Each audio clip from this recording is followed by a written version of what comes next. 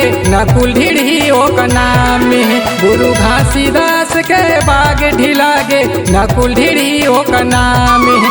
ओला डंडा शरण प्रणाम है नकुल ढिढ़ी ओ कर नाम है। ओला डंडा शरण प्रणाम है नकुल ढिढ़ी ओ कर नाम है। गुरु घासीदास के बाग ढिलागे नकुल ढिढ़ी ओ का नाम है। गुरु घासीदास के बाग ढिलागे नकुल ढिढ़ी ओ का नाम है।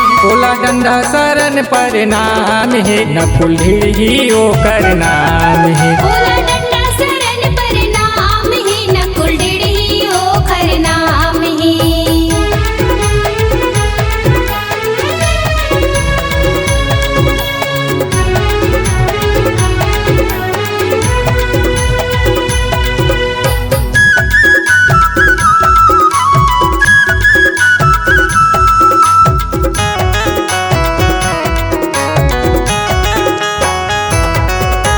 छत्तीसगढ़ के गांव गांव सब त्राही त्राही करत रहीन।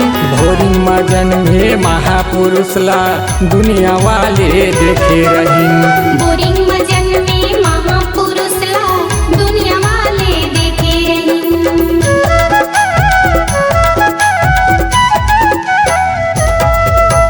छत्तीसगढ़ के गांव गांव में त्राही त्राही करत रहीन।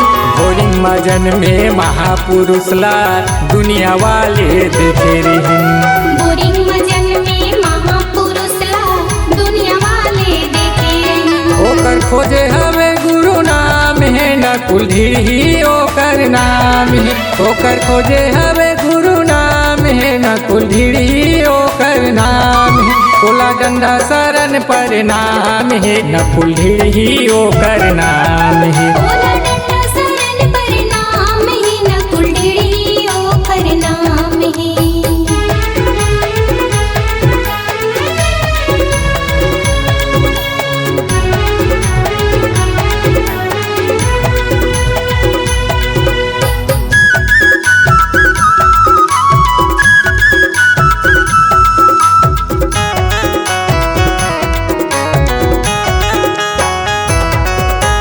गज भर छाती मुड़ी उठा के दुनिया में वो हारेंगे।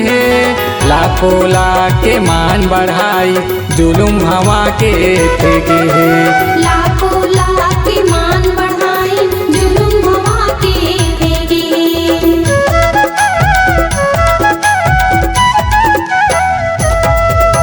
गज भर छाती मुड़ी उठा के दुनिया में वो हारेंगे। लाखों लाख के मान बढ़ाई जुलुम हवा के फेंके है। लाखों लाख के मान बढ़ाई जुलुम हवा के फेंके। औ भजे हवा सतनाम है नकुल ढिढ़ी ओकर नाम है। औ भजे हवा सतनाम है नकुल ढिढ़ी ओकर नाम है। ओला डंडा शरण प्रणाम है नकुल ढिढ़ी ओकर नाम है। ओला डंडा शरण प्रणाम है नकुल ढिढ़ी ओ कर नाम है।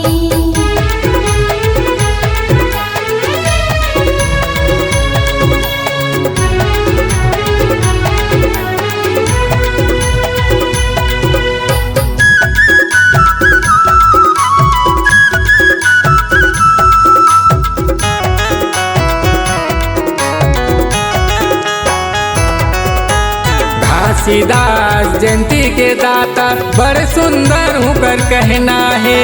सादा के झंडा छाहित रखो यही हमारे गहना है। सादा के झंडा छाहित रखो यही हमारी गहना है।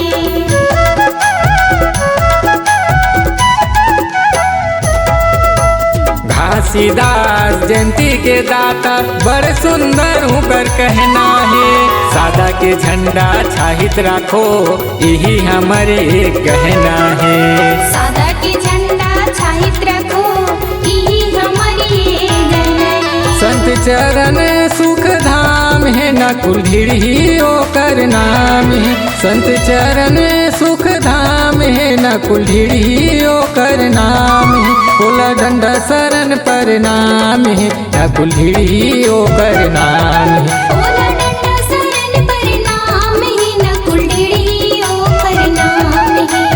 ढीढ़ी ओकर नाम है।